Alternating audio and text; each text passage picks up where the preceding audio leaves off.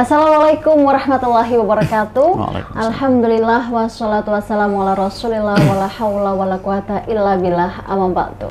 Halo pemirsa TV 9 yang dirahmati Allah Subhanahu wa taala. Apa kabar Anda? Semoga dimanapun pemirsa TV 9 berada selalu dalam lindungan Allah Subhanahu wa taala. Amin amin ya rabbal alamin. Baik pemirsa, kembali lagi dalam program spesial TV 9 di bulan Ramadan ini, yaitu program Zakat dan Wakaf Corner. Namun di episode kali ini pemirsa, kita akan bahas tema spesial, yaitu tentang edukasi wakaf untuk Gen Z atau generasi Z, tentang membangun kesadaran dan tanggung jawab. Nah, ini menarik sekali pemirsa untuk kita bahas, memperkenalkan tentang wakaf ini kepada generasi milenial atau generasi Gen Z, dan bersama dengan narasumber kita yang sudah hadir pemirsa, yaitu bersama dengan Dr. Kiai Haji Agus Priyatno MM selaku Ketua Divisi Humas Badan Wakaf Indonesia dan pengasuh Pondok Pesantren Fajrul Amanah di Bogor. Mari kita sapa beliau. Assalamualaikum Yai. Waalaikumsalam warahmatullahi wabarakatuh, Mbak Vina. Yai Agus, apa kabar? Alhamdulillah sehat, baik, sehat. Semangat. Oh, Masya Allah, semangat ya untuk berbagi ilmu kepada Gen Z khususnya hari ini. Betul. Kita berpuasa tetap dalam kondisi energik, semangat. Alhamdulillah berkah, Masya Allah. Jadi Yai, hari ini kita akan fokus bahas tentang wakaf, namun bukan tentang wakaf pengelolaan ataupun lain sebagainya, tapi kita lebih fokuskan kepada apakah penting sih Gen Z atau generasi milenial untuk mengenal tentang wakaf ini, begitu. Karena mungkin sejauh ini pemahaman masyarakat atau pada umumnya mungkin mikir kalau wakaf ini kayaknya yang perlu melaksanakan hanya orang-orang tua, gitu, orang-orang mampu, begitu. Sebenarnya bagaimana untuk bisa mengenalkan wakaf kepada Gen Z? Apakah ini juga penting begitu ya? Iya. Para pemirsa TV 9, jadi memang selama ini yang ada di masyarakat identik ya yang namanya wakaf itu ya untuk orang-orang tua, orang yang sudah sukses atau yang orang-orang sudah sampai tingkat kesalehan tertentu. Nah, Masya Allah. Ya, padahal di dalam ajaran Islam berbuat baik atau mencari kemuliaan itu adalah hak semua kaum muslimin. Tentu di dalamnya adalah Gen Z. Dan Gen Z itu kan kalau di dalam struktur demografi masyarakat Indonesia itu kan memiliki jumlah yang cukup besar, ya. Jadi nanti ada generasi milenial, kalau menurut Biro Pusat Statistik itu kan ada generasi yang mereka ada pada usia milenial, ya, yang kelahiran tahun 86 sampai tahun 96, kemudian nanti yang Gen Z ini kan 97 sampai 2012, dan lapisan itu cukup tebal atau cukup banyak, ya. Jumlahnya kira-kira bisa sekitar 70% nanti dari jumlah penduduk yang ada di Indonesia. Dan mereka itu adalah bagian dari masyarakat Islam dan juga bagian dari bangsa. Ya. Dan karena itu adalah merupakan generasi yang potensial, maka itu juga menjadi prioritas kita bersama untuk memperhatikan dalam aspek pendidikannya, dalam ekonominya, kemudian juga dalam hal-hal yang terkait nanti dengan masa depan bangsa. Nah, di dalam Islam sendiri kalau kita lihat bahwa yang namanya generasi muda itu dari awal sejarah Islam pun sudah menorehkan sejarah yang luar biasa. Bahkan di dalam Islam, terutama di Al-Quran, di dalam surat Al-Kahfi, ya, ayat 13 pun menggambarkan tentang bahwa mereka itu fityanun, ya, fityanun fi ibadatillah. Mereka adalah anak-anak muda, pemuda-pemuda yang mereka itu taat beribadah kepada Allah Subhanahu wa taala. Fityanun amanu birobihim, anak-anak muda yang mereka itu taat beribadah, dan itu digambarkan Ashabul Kahfi itu juga anak-anak muda yang mereka taat kepada Allah Subhanahu wa taala. Ya, bahkan di zaman Nabi kita juga banyak mengenal anak-anak muda yang mereka itu menjadi sahabat-sahabat Nabi yang usianya masih belasan tahun. Ya, nah itu adalah berbicara tentang sejarah dalam sejarah Islam. Nah, terkait dengan bangsa Indonesia, dengan negara Indonesia ini, maka anak-anak muda juga luar biasa. Mereka itu pada potensi yang mereka bukan hanya sekedar sekarang mengambil posisi sebagai pengisi dari pergerakan seluruh yang ada di negara ini, tetapi juga mereka masa depan kita semua. Nah, kalau kita melihat hasil dari penelitian VK tahun 2020 ya di Amerika itu menunjukkan bahwa nanti pada tahun 2036 mereka itu menempati pada sekitar 70%. Indonesia menjadi negara kedua setelah China, ya, dan mereka generasi yang jumlahnya cukup besar.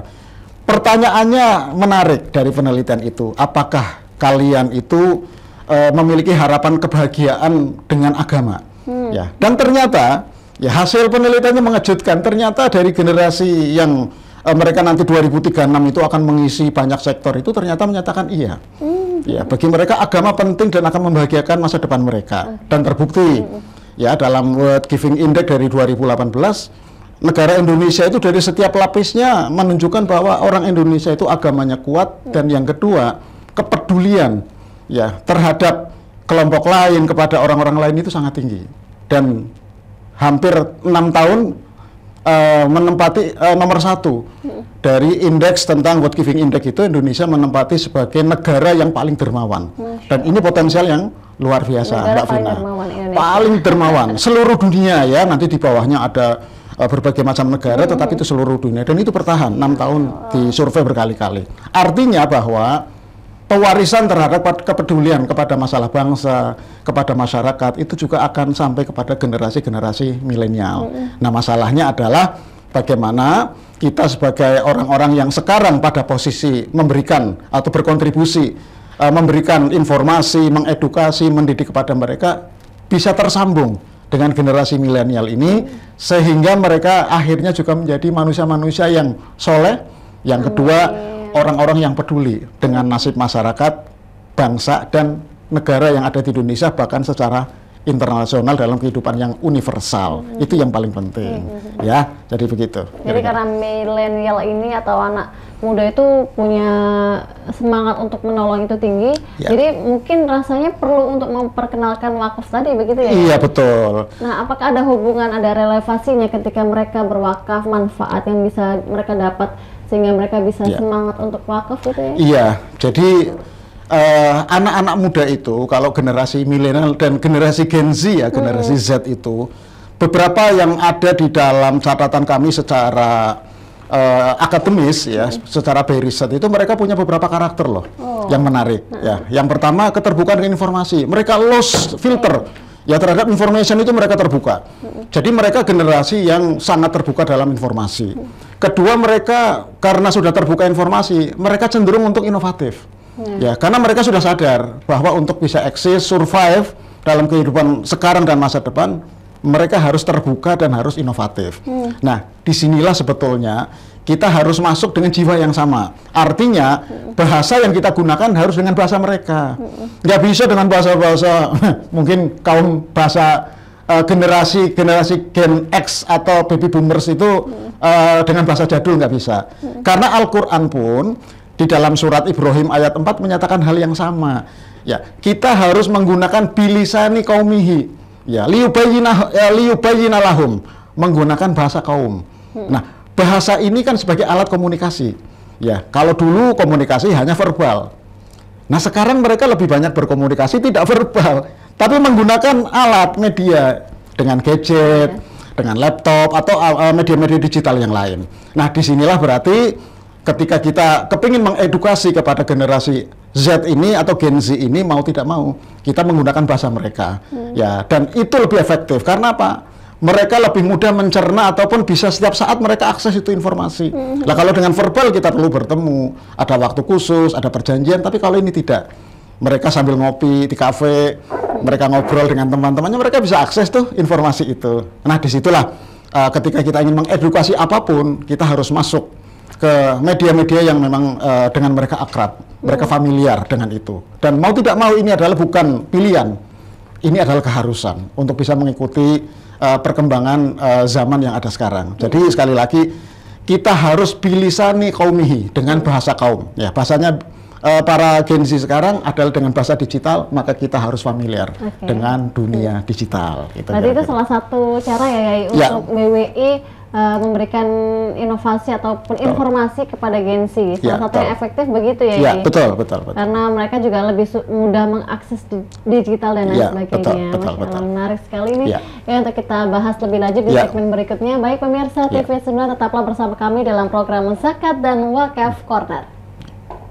Terima kasih pemirsa TV9, Anda masih setia menyaksikan program Zakat dan Wakaf Corner bersama saya Elvina Haji dan juga narasumber kita Kiai Agus. Kiai, kita lanjutkan pembahasan kita terkait wakaf khususnya untuk anak generasi milenial begitu ya. Nah, tadi sudah dibahas bahwa mereka itu anak-anak yang super aktif, inovatif, dan mungkin targetnya kalau BWI menggunakan digital begitu ya, mungkin bisa lebih tersampai kepada mereka. Nah, selanjutnya bisa disampaikan ya, bagaimana sih, apakah ada pemahaman yang berbeda dari orang yang berwakaf ini dari yang zaman sebelumnya ataupun anak zaman sekarang, apakah beda cara pemahamannya? Ya, jadi wakaf sebagai salah satu ajaran kesunahan amalan di dalam Islam itu sebetulnya tidak ada batasan bahwa ini diamalkan untuk anak muda, ini orang tua. Yang pertama adalah bahwa kita tidak tahu umur, bahwa setiap orang yang nanti harus kembali kepada Allah SWT, dia harus membawa amalnya masing-masing, dan kita tidak pernah tahu kapan harus kembali kepada Allah SWT. Maka Islam tidak pernah membatasi orang itu berwakaf harus kapan. Jadi setiap orang yang sudah pada mumayyiz atau sudah dewasa, maka dia untuk punya kewajiban secara syariat dan harus mengangkat dirinya untuk menjadi orang yang mulia dalam agama. Dan dalam hal ini salah satu yang menjadikan orang mulia dalam beragama menjadi orang baik, itu salah satu instrumennya adalah dengan wakaf. Ya, di dalam surat Al-Imran ayat 92 dikatakan lan tananul birra hatta tunfiqu mimma tuhibbun. Ya, dan infakkanlah, sedekahkanlah dari kami yang sudah rezekikan kepada kalian semua dari harta-harta yang kamu cintai. Jadi sebetulnya yang namanya orang berinfak, bersedekah, termasuk di dalamnya wakaf itu adalah harta yang kita cintai. Bukan harta sisa, harta buangan tidak terpakai terus kita sedekahkan, salah. Ya, jadi Ali Imran ayat 92 menyatakan bahwa justru yang kita sedekahkan itu adalah dari harta yang kita cintai. Itulah yang namanya kemuliaan dalam agama, dan itu hak setiap orang, setiap muslim tanpa melihat usianya pada usia berapa. Karena itu yang nanti akan dikatakan dalam bahasa-bahasa agama itu sebagai amal jariah. Jadi amal jariah itu yang memberikan manfaat luar biasa dan impact-nya begitu panjang karena abadi dalam hal mengalirkan pahala itu, ya wakaf itu. Gitu loh. Nah, ini yang perlu kita pahami, sehingga hal-hal yang terkait dengan generasi muda, dengan Gen Z, kita perlu untuk menyampaikan atau menginformasikan kepada mereka bahwa yang namanya wakaf itu sekali lagi bukan hanya sekedar masjid, bukan hanya sekedar madrasah atau sekolah atau makam, bukan itu. Ya, ada wakaf lain yang memberikan impact secara sosial dan ekonomi luar biasa, termasuk pendidikan dan kesehatan. Yaitu apa? Wakaf. Nah, wakaf itu sekarang bertransformasi menjadi sesuatu yang memiliki kekuatan atau bisa memberdayakan, bahkan bisa merubah struktur sosial yang ada di masyarakat dengan wakaf itu. Yaitu dengan cara apa? Dengan wakaf produktif. Nah, generasi Z ini atau Gen Z ini harus memiliki literasi yang cukup tentang bagaimana yang namanya wakaf produktif, ya. Dan disinilah kami melakukan transformasi. Kalau dulu ya wakaf itu selalu diidentikan dengan orang-orang yang sudah kaya, yang sudah pulang dari Mekah, ya, yang sudah sepuh, yang sudah mereka rajin mondar-mandir ke masjid, ya. Sementara anak-anak muda yang Gen Z ini mereka masih berproses, mereka menuju ke sana. Jangan sampai yang namanya anak-anak muda atau Gen Z ini tidak mendapatkan edukasi yang cukup, sebab mereka nanti saatnya ke sana harus sudah ada literasinya. Nah, untuk itu maka kita transformasikan yang namanya wakaf itu sekarang dalam transformasi digital wakaf. Ya, wakaf yang tadinya terkesan bahwa kalau berwakaf harus menunggu kaya, sekarang nggak perlu kok. Ya, iya, nggak perlu menjadi sultan. Betul, tidak perlu menjadi tajir, ya kan, menjadi sultan, menjadi pak haji dulu, enggak. Ya, siapa saja mereka bisa, termasuk dalam rupiah yang paling kecil, ya, seperti kopi gunting itu kan 5.000 nih, ya. Dengan 5.000 mereka sudah bisa menjadi seorang wakif. Yang hebatnya, dengan 5.000 mereka sudah tercatat di langit sebagai seorang wakif. Ini luar biasa. Ya, jadi setiap kita berwakaf dicatat oleh langit sebagai seorang wakif, dan itu adalah yang tadi saya katakan, belum bisa dikatakan kamu sebagai orang yang baik kalau kamu tidak mensedekahkan sebagian saja dari harta yang diberikan Allah SWT, harta yang dicintai oleh dia disedekahkan kepada orang lain. Nah, disinilah kemudian dilakukan transformasi bidang wakaf, yaitu mereka bisa berwakaf dengan bilangan yang kecil, paling kecil itu. Berapa ya? Ya, minimal 5.000 sudah bisa sekarang. Ya, lewat platform. Anda nggak usah repot, para Gen Z itu datang ke masjid, cari kencelengan, atau kemudian mencari tempat-tempat semacam yayasan anak yatim, ya kan, mencari pesantren, nggak perlu sekarang. Cukup dengan gadget, Ya, di tangan, Anda bangun tidur, Anda mau tidur, Anda habis sholat, kapan saja, bahkan bahasa kasarnya di kamar mandi pun masih bisa kita berwakaf. Itulah. Dan tidak harus menunggu punya uang besar. Yang penting adalah bahwa kita punya niat bahwa harta itu tidak akan abadi kecuali disedekahkan dalam bentuk wakaf itu. Dan jangan sampai kita ini nanti suatu saat ketika sudah memiliki harta benda, punya rumah, punya mobil, punya segala fasilitas di dunia, itu di dunia. Tetapi ketika kita berangkat ke akhirat, kita harus kemudian mempertanggungjawabkan amal kita nanti di akhirat, ternyata kita jadi gelandangan. Karena kita tidak punya tabungan di akhirat. Rumah hanya ditinggal di dunia menjadi rebutan ahli waris, mobil diwariskan juga jadi rebutan, sementara kita di akhirat tidak punya tabungan. Nah, jadi itu, wakaf itu murah, ya, tidak usah harus menunggu menjadi orang yang kaya, betul. Nah, kemudian mudah, ya, jadi mudah itu seperti tadi, tidak harus datang ke masjid, datang kepada para nadhir atau kepada, gitu. Nah, datang ke bank, tidak perlu, ya, cukup dengan gadget yang kita punya, kita sudah bisa berwakaf dan sangat mudah, dan platformnya sangat banyak. Ya, platformnya sangat banyak. Sekarang ini di samping Badan Wakaf Indonesia, sekarang banyak lembaga-lembaga pengelola nadhir itu sudah membuat platform yang itu ditawarkan kepada masyarakat. Dan sekali lagi, apa itu yang bisa diakses? Yang bisa diakses seperti platform-platform yang ada di HP kita. Ini rata-rata sudah ada, tinggal saya nggak usah sebutkan mereknya. Sudah bisa. Ada fitur wakaf. Gitu buka ya? saja wakaf. Nanti akan terbuka, nanti akan muncul sendiri dari situ. Dan caranya sangat mudah, sangat mudah sekali. Asal kita punya niat bahwa itu tadi, sebagian harta yang kita punya ini kita jadikan sebagai cara untuk memuliakan diri kita, bukan hanya di dunia, ya, tapi di akhirat kita akan mulia loh, luar biasa loh. Nah, itu yang penting. Jadi ya, ini mulai dari sekarang udah harus merubah pikiran ya, bahwa orang yang melakukan wakaf itu bukan hanya orang yang tua ataupun habis pulang haji, kaya atau tidak, tapi buat Gen Z sekarang apalagi punya HP itu harus dimanfaatkan. Iya, beli HP saja harganya 2 juta masih bisa, masa 5.000 nggak bisa. Begitu. Ya kan? Jadi sekarang udah banyak fitur yang bisa digunakan begitu ya. Betul. Nah, apakah dalam prosesnya khususnya BWI ya, dalam menjalankan wakaf ataupun mengenalkan wakaf kepada Gen Z sejauh ini, cara produktifnya bagaimana dan bagaimana respon mereka ketika mengenal tentang wakaf? Iya, jadi memang kita menyadari bahwa memang Gen Z ini generasi yang sangat strategis untuk menjelang Indonesia Emas ya tahun 2045. Ya, maka BWI pun melakukan langkah-langkah yang strategis, ya, terutama untuk menjadikan mereka sebagai bagian ya dari yang menggerakkan terutama instrumen wakaf ini. Kami melakukan usaha terutama meningkatkan literasi dari hulu sampai hilir loh itu. Ya, hulunya kita melakukan pendidikan kepada para Gen Z ini. Kami kemarin melakukan pelatihan workshop. Ya, workshop untuk konten kreator. Ya, kita lakukan dan pesertanya 95% itu generasi Gen Z ya, dan ada milenial. Milenial kan yang di atasnya. Ya. Jadi kami lakukan itu, kita ajarkan tentang konten, bagaimana membuat konten, bagaimana juga konten yang kita buat ini punya pertanggungjawaban secara sosial dan spiritual. Dan mereka ternyata sangat tertarik. Ya, karena itu hal baru bagi mereka. Dan kemudian setelah mereka mengikuti workshop tadi, mereka membuat tuh, ya, memproduksi konten-konten tadi disebarkan kepada masyarakat melalui berbagai macam platform yang ada di media sosial. Ya, dan tentu materi kontennya itu tidak arahnya selalu kepada hal-hal yang terkait dengan ibadah, tidak. Ya, mereka ambil tentang situasi yang ada di kampus, di mall, ya, yang ada di kafe-kafe yang sekarang menjadi gaya hidup ya, menjadi lifestyle mereka, dan itu mereka buat secara alamiah saja, secara natural, sehingga itu menjadi lebih menarik.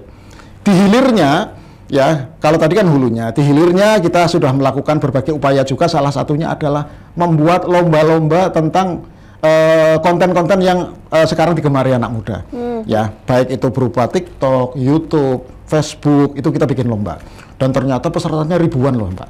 Pesertanya ribuan. Artinya sebetulnya mereka itu begitu tahu bahwa itu juga bagian ya dari kehidupan mereka. Mereka berkontribusi loh itu. Di luar dugaan kita, ternyata pesertanya ribuan.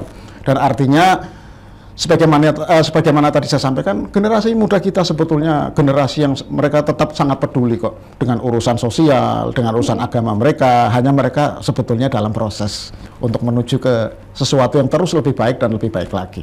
Itu. Jadi sejauh ini mungkin milenial ataupun Gen Z sudah mulai tertarik dan mudah ya untuk menunjukkan antusiasnya, apalagi di era sekarang ini kan wakaf sudah ada di digital. Nah ini bisa kita lanjutkan lagi nanti di segmen berikutnya. Baik pemirsa, tetaplah bersama kami dalam program Zakat dan Wakaf Corner.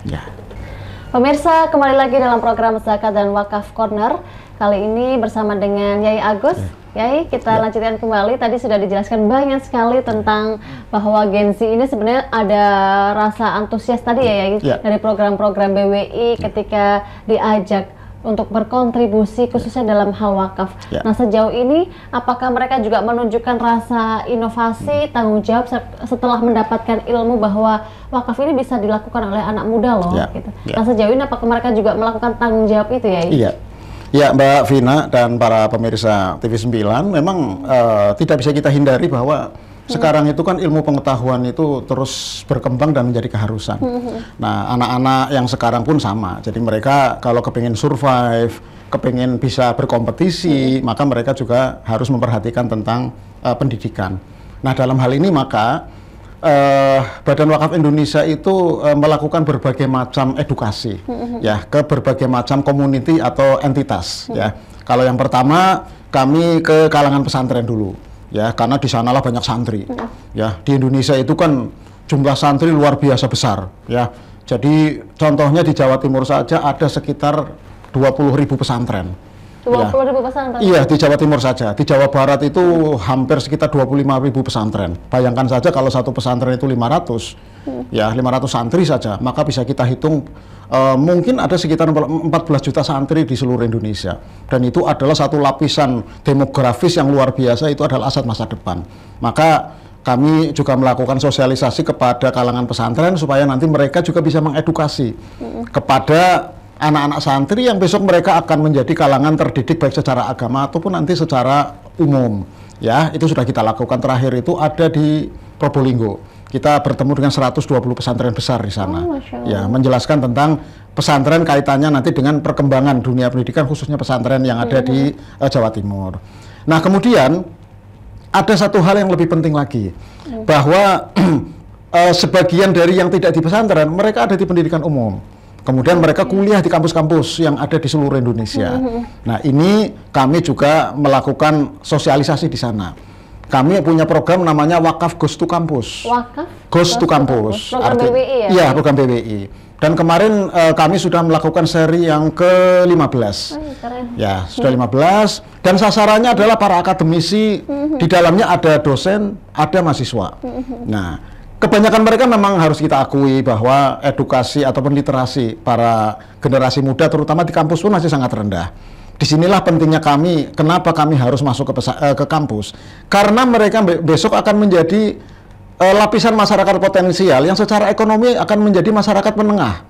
Ya, bahkan nanti ke atas akan menengah ke atas. Maka mereka harus punya bekal yang baik tentang literasi pesantren, literasi wakaf maksud saya. Nah, di sini nanti pada saat mereka sudah paham bahwa mereka punya pemahaman yang baik dengan yang namanya social finance ini, diharapkan nanti mereka ketika menjadi orang-orang penting di masyarakat, mereka menjadi para dosen, menjadi para pengambil keputusan, para pengusaha, maka mereka peduli ya dengan urusan agama, dan yang kedua adalah urusan negara atau bangsa ini.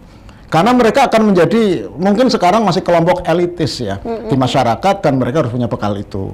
Nah, supaya mereka akan menjadi manusia-manusia yang betul-betul punya hati nurani.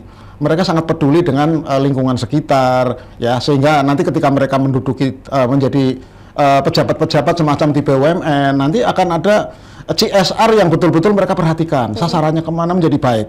Nah, salah satunya adalah nanti ke arah wakaf tadi, CSR untuk perwakafan, untuk zakat, infak, sedekah dan sebagainya, arahnya ke sana. Nah, jadi pendekatan yang kita lakukan ke kampus itu terutama adalah menyasar kepada generasi yang ke depan potensial untuk menjadi para wakif.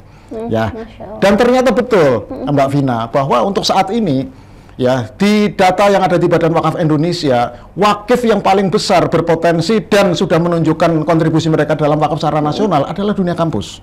Kampus itu dunia kampus justru, iya, karena mereka punya rasa tanggung jawab yang cukup besar. Yang kedua juga mereka punya dana abadi atau ada endowment fund yang ada di mereka, itu mereka jadikan sebagai harta wakaf yang dikelola dengan baik. Dan sebetulnya kan soal perwakafan ini, terutama di kalangan terdidik itu sudah terbukti secara internasional bahwa memang itu dilahirkan dari satu perguruan tinggi namanya Al-Qurawiyin di Maroko, kemudian diikuti Al-Azhar yang sangat terkenal di Mesir itu, kemudian diikuti oleh kampus-kampus yang ada di Barat. Ya, kita kenal yang namanya Oxford, kita kenal dengan namanya Stanford dan sebagainya. Itu semuanya menggunakan instrumen wakaf, cuma namanya adalah endowment fund. Ya, sudah pasti sasarannya adalah generasi muda yang terdidik yang sekarang mereka pada belajar di kampus-kampus itu, ya. Dan mereka kalau sekarang kita lihat usianya, kan pasti mereka adalah usia Gen Z, ya, yang mereka sekarang akan menjadi lapisan masyarakat yang di tahun 2040 atau di Indonesia Emas itu mereka sudah pada posisi-posisi yang sangat strategis, ya, untuk mengendalikan bangsa dan negara ini. Begitu Mbak Vina. Berarti sejauh ini wakaf sudah semakin dikenal di kalangan Gen Z, begitu ya? Iya, betul. Jadi edukasi yang kita lakukan sekali lagi bukan hanya offline, ya kalau tadi kan offline ini WGTC nih, ya online juga kita lakukan. Dan saya kira di zaman yang seperti sekarang ini nggak bisa ditawar. Ya, dua-duanya kita jalankan dan juga kedua-duanya nanti akan memberikan impact yang luar biasa. Ya, karena kita juga berusaha untuk nantinya betul-betul wakaf ini akan menyelamatkan menjadi penolong dari kesenjangan yang ada di masyarakat, ya, bahwa sekarang ini Indonesia, ya, memiliki sekitar 24 juta warga masyarakat yang ada di garis kemiskinan. Garis kemiskinan kan kalau menurut BPS itu kan penghasilannya 475.000 per bulan per kapitanya. Itu masih cukup tebal. Lapisan di situ ada sekitar 24 juta, atau kalau di persentase kira-kira sekitar 5,37%. Nah, salah satu instrumen yang bisa mengurangi, ya, kemiskinan di angka kemiskinan di Indonesia itu ya dengan wakaf salah satunya. Kenapa wakaf ini bisa digunakan untuk membangun berbagai macam fasilitas ekonomi, berbagai macam infrastruktur ekonomi, ya. Banyak yang tidak tahu bahwa sekarang wakaf itu sudah menjadi industri perhotelan, ya, menjadi rumah susun, menjadi SPBU, ya, kemudian menjadi di berbagai tempat itu menjadi rumah sakit untuk kemaslahatan umat, ya, kemudian juga menjadi agrobisnis, ya, di beberapa tempat sudah menjadi hotel. Di Jogja itu sudah menjadi hotel wakaf, dan itu tentu akan menggerakkan sektor ekonomi di masyarakat itu sehingga orang bisa bekerja, ya kan, kemudian sektor-sektor industri juga bisa berjalan, ya, kemudian juga yang lebih penting dari itu ini menjadi profesi masa depan. Ya, generasi muda terdidik masuk di industri yang berbasis wakaf. Ya, jadi jangan kita membayangkan bahwa nanti mengurusi wakaf itu kerja yang amatiran, tidak. Ya, sekarang dituntut untuk profesional, harus kompeten lewat pendidikan, lewat pelatihan. Maka namanya kalau di kita dalam ekosistem wakaf itu ada yang namanya kompetensi wakaf. Ya, jadi para pengelola wakaf ini, para nadhir sebutan kami dalam ekosistem wakaf itu harus melalui pendidikan. Ya, harus kita didik dulu, kita berikan pelatihan. Ya, kita latih, kita workshopkan, nanti setelah itu harus diuji kompetensinya, lulus atau enggak. Kalau mereka sudah lulus dalam pelatihan, kemudian diuji dengan ujian kompetensi tadi, baru mereka dikatakan sebagai nadhir yang profesional, yang kompeten. Nah, ini adalah bagian dari tugas BWI untuk menjadikan yang namanya wakaf itu bukan hanya sekedar amatiran atau kalau sekarang ini terpojok di masjid-masjid, hanya ngurusi pemakaman, bukan itu. Yang wakaf ini sekarang menggerakkan sektor ekonomi. Yang bisa menjalankan adalah para nadhir yang punya jiwa bisnis, ya, punya jiwa entrepreneur, bisa menjadi manajer investasi, paham, ya, dengan investasi bidang ekonomi modern, di bidang digital, apakah itu saham, deposito, reksadana, ya, dan semua instrumen keuangan modern yang sekarang ada di masyarakat kita. Jadi seperti itu. Jadi berarti nazir di BWI ini harus melalui uji kompetensi, dan itu bisa para nazir ini juga bisa dari para Gen Z juga? Oh iya, iya. Justru sekarang data-data terakhir yang kami miliki, para nadir-nadir profesional yang mereka mengikuti pendidikan atau pelatihan dan uji kompetensi, rata-rata mereka memang sudah pendidikannya sudah berbasis S1, S2. Artinya mereka adalah orang-orang yang secara pendidikan bagus, ya. Yang kedua, memang mereka punya keinginan untuk merubah tatanan sosial dan ekonomi masyarakat ini menjadi lebih baik. Ini kan luar biasa bagi kita, ya kan? Karena ini program BWI bisa dibilang sukses, tercapai tujuan begitu, betul, ya. Betul, Baik, kita akan lanjutkan di segmen berikutnya, ya. Tetaplah bersama kami dalam program Zakat dan Wakaf Corner. Terima kasih pemirsa, Anda masih setia menyaksikan program Zakat dan Wakaf Corner bersama dengan narasumber kita Kiai Agus Priyatno MM selaku Ketua Divisi Humas Badan Wakaf Indonesia dan juga pengasuh Pondok Pesantren Fajrul Amanah Bogor. Ya, kita lanjutkan kembali terkait pengenalan wakaf khususnya kepada para Gen Z. Nah, sejauh ini tadi mungkin bisa dikatakan Badan Wakaf Indonesia sudah melakukan banyak kegiatan offline, online untuk memberikan edukasi kepada Gen Z. Nah, apakah sejauh ini ada hambatan yang ditemui BWI dalam melakukan kegiatan edukasi tersebut? Baik, kalau hambatannya mungkin karena keterlambatan dari pembangunan ekosistem wakaf ini di masyarakat. Sekalipun sebetulnya wakaf hadir di Indonesia itu ya bersamaan dengan agama Islam masuk yang dibawa oleh para wali dulu. Ya, cuma itu kan sifatnya informal. Nah, dalam konteks bahwa sekarang wakaf itu sudah menjadi bagian ya dari struktur atau instrumen ekonomi yang ada di Indonesia ini, maka itu baru bangkit sekitar tahun 90-an ya dengan hadirnya Undang-Undang Nomor 41 tahun 2004. Ya, secara negara artinya negara sudah tampil ya dalam urusan-urusan perwakafan ini. Dan terakhir ini setelah kita mencanangkan bahwa Pak Wakaf itu harus diurus secara profesional dan kompeten, kemudian juga sekarang wakaf masuk kepada era digital. Nah, sekarang ini sudah kelihatan bahwa di medsos itu ajakan-ajakan untuk peduli, ajakan untuk bisa memberikan kontribusi yang baik untuk bangsa, negara, dan umat ini sudah banyak bermunculan dan kebanyakan anak-anak muda. Jadi banyak cerita-cerita tentang bagaimana orang Indonesia sekali lagi memang sangat peduli dengan urusan-urusan bagaimana membangun masyarakat ini yang menjadi lebih baik ke depan secara ekonomi ataupun dari secara kesehatan. Nah, terakhir ini kelihatan bahwa yang namanya anak muda terutama generasi milenial yang ada di tempat-tempat pendidikan itu semakin banyak yang datang ke Badan Wakaf Indonesia, ya, untuk mereka mendengar langsung ya tentang edukasi wakaf dan mereka mencari data-data di sana. Ya, jadi mereka beraudiensi, kepingin menjelaskan langsung, mendapatkan gambaran tentang ekosistem wakaf di seluruh Indonesia bahkan dunia. Ya, kemudian mereka juga sebagian tidak hanya sekedar kepingin mendapatkan informasi, tapi sudah masuk ke penelitian riset. Ya, jadi sekarang banyak sekali yang melakukan riset dari skripsi, tesis, dan disertasi, mereka sudah lakukan itu. Artinya bahwa ke depan semakin banyak nanti masyarakat Indonesia yang mereka semakin mudah ya untuk mendapatkan informasi terkait dengan perwakafan, dan kita sangat berharap bahwa wakaf itu tidak hanya terhenti dalam soal terutama pemahaman. Ya, jadi kan yang pertama kan tentang informasinya dulu, info sudah sampai. Yang kedua faham. Nah, setelah faham diharapkan mereka tergerak untuk menjadi orang-orang yang kemudian tergerak dengan instrumen wakaf ini, sehingga nanti wakaf bukan hanya ada di textbook atau di buku-buku atau di kajian saja, tetapi betul-betul menjadi sebuah gerakan ekonomi dan sosial serta pendidikan untuk menjadikan Indonesia ke depan harus lebih baik. Ya, harus menjadi lebih baik, dan wakaf akan menjadi salah satu pilar peradaban yang sangat penting dan abadi. Ya, abadi. Kenapa? Karena salah satu hal yang paling penting dalam wakaf itu adalah bahwa wakaf itu tidak boleh pokoknya hilang. Ya, harus terjaga. Sampai alam semesta ini tutup, maka wakaf itu harus dijaga keberadaannya. Jadi kalau dalam bahasa hadis, in syi'ta habasta, ya aslaha, ya, bahwa yang namanya wakaf itu pokoknya harus dijaga. Tidak boleh berkurang, harus aman. Oh, berarti harus dipastikan bahwa wakaf ini abadi, begitu? Harus abadi. Aman, terjaga, betul. abadi. Seperti kalau kita lihat pada hari ini di beberapa negara, terutama yang masyarakat muslimnya mereka mayoritas, seperti di Arab Saudi, sampai hari ini kita masih bisa menjumpai wakaf-wakaf dari zamannya Nabi. Luar biasa loh itu, ya. Kita lihat masih ada kebun kurma warisannya sahabat Umar, ada hotel, rekeningnya adalah punya sahabat Utsman.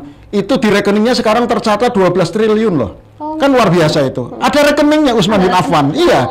Sementara rumah yang dibeli dari orang Yahudi dan kebun kurma yang awalnya hanya 1.500 sekarang sudah menjadi ratusan hektar. Kan luar biasa.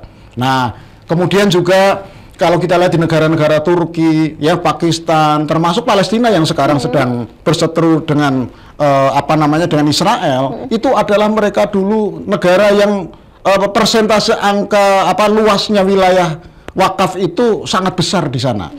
dan menjadikan di sana itu dengan adanya wakaf itu, maka dulu sangat dikenal yang namanya orang sakit. Ya, zaman dahulu Abbasiyah itu mau dia warga penduduk sana atau pendatang atau musafir atau para pelajar dari luar negeri, mereka dibebaskan semua kalau sakit. Ya, dunia pendidikan bebas biaya semua. Gitu loh. Sampai untuk mencari orang yang miskin itu susah. Ya, sangat susah. Kenapa? Karena ditopang dengan banyak instrumen ini. Ya, nah, ini kan perlu suatu kesadaran bersama bahwa kalau kita menjalankan agama ini secara baik, maka sebetulnya secara pendidikan, ekonomi, sosial itu berjalan dengan baik, termasuk kesehatan. Nah, sekarang masalahnya adalah bahwa karena kita tidak termasuk komited dengan persoalan menjalankan agama secara baik, maka yang terjadi kemudian juga secara ekonomi bermasalah, secara sosial, pendidikan juga bermasalah. Ya, karena kita tidak yakin bahwa sebetulnya instrumen keagamaan ini luar biasa dan memang ini instrumen langit. Ya, yang menentukan adalah penciptanya. Ya, kalau kita yakin, kita jalankan, adalah yang punya guidance-nya, punya SOP-nya kan yang punya langit. Ya, kita dikasih tata caranya, kalau kita jalankan pasti akan menjadi lebih baik karena yang bikin aturan itu paling tahu tentang alam semesta ini. Segitu penting dan berdampaknya ketika wakaf itu bisa berjalan dengan baik, insya Allah bisa menopang segala masalah kemaslahatan umat di negeri ini begitu. Betul. Nah, Yai, kemudian begini, ketika kita memberikan informasi ini kepada Gen Z, nah mungkin bagi Gen Z yang masih mengawali karirnya, mungkin masih baru bekerja, nah, masih merasa penghasilannya ini terbatas, gitu. Tapi bagaimana memberikan semangat kepada mereka untuk tidak membatasi bahwa wakaf ini bisa tetap dilakukan, gitu? Oh ya, jadi memang dalam hidup itu kan ada pentahapan. Jadi mungkin pada tahap-tahap ketika Gen Z ini baru lulus kuliah, katakanlah begitu kan, mereka butuh settle nih secara ekonomi, settle secara ekonomi. Ya, bahwa kemudian mereka masuk dalam dunia yang nyata, dunia yang real, dunia industri, ikutin saja dulu. Ya, ikutin saja kehidupan, alur kehidupan seperti itu. Ya, kemudian yang jangan sampai lupa bahwa di dalam rezeki yang diberikan Allah kepada seorang muslim itu, kepada orang-orang yang beriman itu adalah ada bagian yang memang merupakan haknya orang lain. Jangan lupa. Ya. Itu harus berangkat dari ilmu yakin. Ya. Jadi kita jangan pernah menggunakan hitung-hitungan cara matematis tentang nominal itu seolah-olah kalau harta ini kita ambil untuk urusan kebaikan, disedekahkan, seolah-olah mengurangi, ya. Padahal tidak mengurangi gitu loh. Karena apa? Memang itu oleh Allah Subhanahu Wa Taala sudah dikalkulasi. Ini nanti haknya orang lain, ini haknya kamu. Karena yang menjadi hak kamu itu adalah yang kamu nikmati, yang kamu bisa jadikan sebagai fasilitas dalam hidup kamu, gitulah. Sementara yang lain hak orang lain berikan saja. Nanti pasti Allah akan menggantikan dengan yang jauh lebih berlipat lebih banyak, gitulah. Dan terbukti. Di atas dunia ini orang-orang, tidak ada orang yang gara-gara gemar sedekah itu jadi miskin, tidak ada ceritanya. Benar-benar. Jadi orang yang gemar bersedekah itu justru dilipat gandakan rezekinya oleh Allah Subhanahu Wa Taala, dan yang lebih penting bahwa dia hidup di dunia ini akan memberikan manfaat. Kan hadisnya sudah kita hafal. Ya, sebaik-baiknya manusia itu yang anfa'uhum linnas, yang bermanfaat bagi manusia lain. Kalau kita hidup hanya untuk urusan diri sendiri, semua orang bisa, ya. Jadi orang dilahirkan ke dunia ini oleh Allah, diciptakan masuk ke dunia, sudah pasti disertakan rezekinya. Ya. Harus diyakini itu. Ya. Harus diyakini, disertakan rezekinya. Yang bermasalah adalah orang yang memang tidak mau menjemput rezeki, gitu loh. Syariatnya adalah orang ikhtiar. Nah, di dalam ikhtiar itu, ketika kita sudah oleh Allah diberikan rezeki yang dicukupkan, yang dicukupkan oleh Allah Subhanahu Wa Taala, maka kita harus ingat bahwa yang ada di dalam rezeki kita juga ada bagian orang lain. Dan ketika itu Allah yang membuat aturan itu instrumen langit, yakin itu, ya pasti nanti akan dilipat gandakan rezeki yang diberikan kepada kita semua, terutama Gen Z yang sekarang mungkin baru masuk ke dalam dunia industri ataupun yang ada di dunia nyata atau dunia real. Itu, jadi masih harus berusaha settle dengan kehidupannya, masih baru meniti karir. Pekerjaan, tapi tetap harus meyakini bahwa ketika rezeki itu kita berikan kepada haknya, bukan mengurangi, tapi insya Allah menambah keberkahan. Betul. Masya Allah. Baik pemirsa, tetaplah bersama kami dalam program Zakat dan Wakaf Corner. Pemirsa, kembali lagi dalam program Zakat dan Wakaf Corner tentang kita mengenalkan wakaf zakat kepada para Gen Z. Nah, di akhir sesi kali ini, Yai Agus, mungkin bisa disampaikan nih kepada pemirsa TV9 bagaimana sih cara BWI ya khususnya memberikan semangat atau menggait para generasi Gen Z ini untuk bisa berwakaf, begitu. Silahkan ya. Ya, baik. Jadi sekali lagi yang namanya wakaf itu bukan hanya sekedar untuk menjadikan orang itu mulia ya di dunia sampai di akhirat, tetapi lebih penting lagi adalah bahwa kita menjadi insan atau manusia yang kepingin bersama-sama memperbaiki kehidupan ini, ya, kemudian peduli dengan apa yang ada di lingkungan sekitar kita dan peduli dengan kehidupan yang ada di alam semesta ini. Bahkan bisa dikatakan bahwa sebetulnya yang namanya wakaf ini adalah rahmatan lil alamin. Ya, karena wakaf ini bukan hanya untuk peruntukannya ya atau kemanfaatannya bukan hanya untuk kaum muslim saja. Ya, beda dengan kalau kita bicara tentang zakat, infak, sedekah. Ya, itu sudah ada 8 asnaf, ada mustahiknya sudah dibatasi dalam Al-Qur'an. Tapi kalau wakaf tidak, ya di dalam wakaf ini kemanfaatan itu bisa diberikan kepada siapa saja dan apa saja. Tidak hanya muslim ya? Iya, betul, betul. Contohnya adalah bahwa ketika suatu saat ada gempa bumi menimpa di sekitar kita, ya maka kemudian wakaf turun. Ya, kita tidak usah bertanya kamu muslim atau tidak, bukan. Ya, kita bantu semuanya, karena itu adalah bagian dari sekali lagi wakaf sebagai rahmatan lil alamin, dan itu diperbolehkan. Ya, bahkan sekarang itu muncul lembaga-lembaga wakaf yang mereka kepingin untuk bersedekah oksigen dan energi. Ya, jadi ada mereka yang dengan kemanfaatan wakaf tadi membuat solar apa namanya untuk instalasi untuk menghasilkan listrik dari solar cell. Ya, di beberapa tempat sudah dilakukan, dan itu kemudian hasil dari listrik tadi disedekahkan kepada masyarakat untuk dunia pendidikan, pesantren dan sebagainya diberikan. Terakhir kemarin kita melakukan dialog untuk melakukan penjajakan tentang bagaimana wakaf hutan. Wakaf hutan. Ya, jadi ada yang namanya sekarang green wakaf. Ya, jadi harta wakaf dibelikan hutan, kemudian hutan ini kita konservasi supaya nanti memberikan kontribusi oksigen kepada kehidupan. Itu kan luar biasa. Ya, bahkan di Turki itu ada wakaf yang kemanfaatannya untuk kucing-kucing liar. Ya, mereka yang berkeliaran, kemudian nanti dikumpulkan, kemudian mereka diberikan makan, dirawat mereka setiap hari dengan harta wakaf itu tadi. Tapi sekali lagi ini adalah diambilkan dari manfaatnya. Harta wakafnya tetap dalam bentuk properti, dalam bentuk tanah, pertanian itu tetap. Tapi nanti manfaat dari itu diberikan kepada apapun. Jadi tadi saya sampaikan siapa dan apa. Jadi siapapun boleh, kemudian apapun boleh, gitu loh. Bahkan ada yang kemarin di Jakarta itu juga sama. Mereka berwakaf terutama untuk mengolah limbah dan sampah masyarakat DKI. Itu kan untuk melestarikan supaya udara tetap bersih, lingkungan tidak tercemar atau tidak rusak, mengurangi kerusakan yang ada di alam semesta. Nah, ini yang perlu dipahamkan kepada para Gen Z bahwa ke depan Anda perlu loh instrumen wakaf ini untuk ke depan kehidupan lebih baik. Terjadi konservasi alam yang juga dijaga dengan harta wakaf. Dan wakaf kalau kita lakukan sebaik-baiknya, maka akan bisa kita wariskan hartanya. Harta wakaf akan bisa kita wariskan dalam kondisi utuh, tidak berkurang. Gitu loh. Ini kan luar biasa. Jadi apa yang Anda wakafkan hari ini, insya Allah akan dinikmati 10, 20, 100 tahun terus sampai alam semesta tutup. Itu kan luar biasa. Manfaatnya luar biasa. Manfaatnya luar biasa.